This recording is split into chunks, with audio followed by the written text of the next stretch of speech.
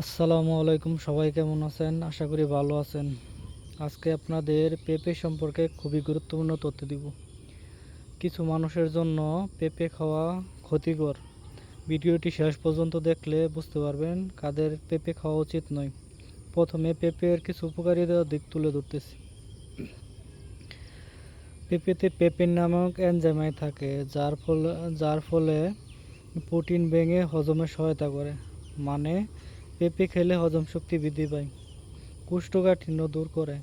এতে প্রচুর পরিমাণে ফাইবার রয়েছে, যার ফলে হজম সহজ হয়, কোষ্ঠকাঠিন্য দূর হয়।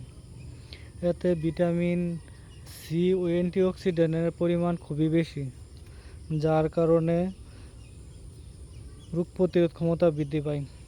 এছাড়া এতে ভিটামিন এর পরিমাণ খুবই বেশি, যা চোখের দৃষ্টিশক্তি সুরক্ষা করে।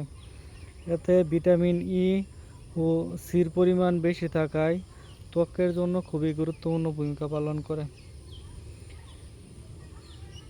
পেঁপে খারাপ কোলেস্টেরল কমায়, যার ফলে হৃদরোগের ঝুঁকি কমে।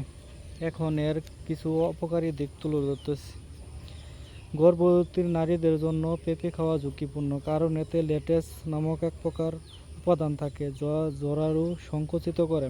তাই গর্ভবতী নারীরা পেঁপে খাওয়া থেকে বিরত থাকবেন। হজমের সমস্যা, অতিরিক্ত পেঁপে খেলে হজমের সমস্যা হতে পারে, তাই অতিরিক্ত পেঁপে খাওয়া থেকে বিরত থাকবেন। যারা রক্ত পাতলা করার ওষুধ খান তারা পেঁপে খাওয়া থেকে বিরত থাকবেন। এছাড়া যাদের ল্যাটেক্স নামক উপাদানে অ্যালার্জি রয়েছে তারা পেঁপে খাওয়া থেকে বিরত থাকবেন। সুস্বাস্থ্যের জন্য প্রতিদিন